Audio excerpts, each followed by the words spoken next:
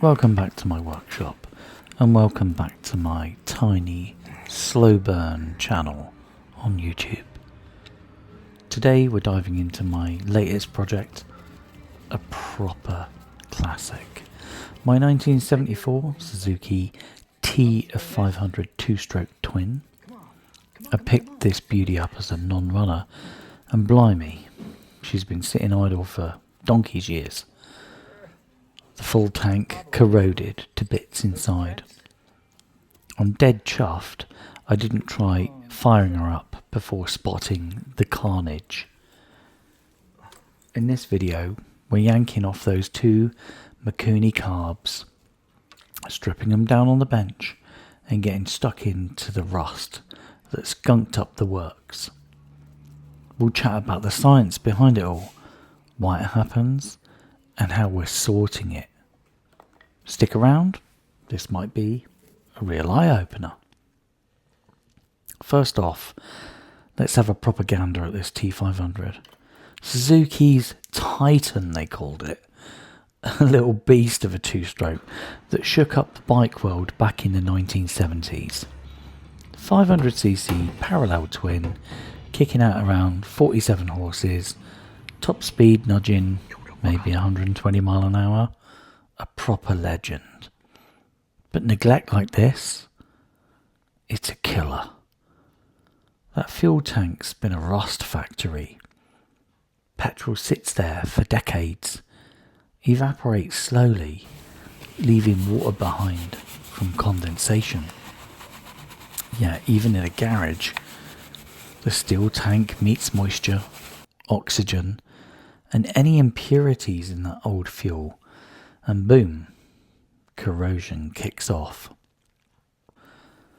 Corrosion in a motorcycle's fuel tank, it's basic electrochemistry.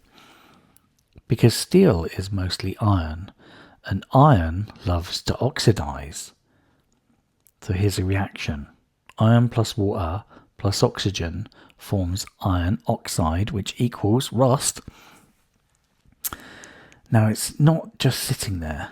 Old petrol's got ethanol in it these days, and even back then traces of water.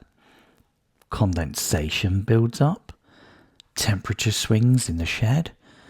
Humid UK weather, it really doesn't help. The water's acidic from dissolved CO2, it all speeds up the rust. Flakes break off, flow through the petcock and into these beautiful carbs. Rust particles are tiny, angular, like sandpaper. They tumble through the fuel lines, which on this motorcycle don't seem to have ever met a filter by the looks. Straight to the carbs. Off with the top caps, throttle slides look okay, apart from one gasket, but wait for it, float bowls, 4 screws each, and look at the incrustation. Rust everywhere. This is where it gets sneaky.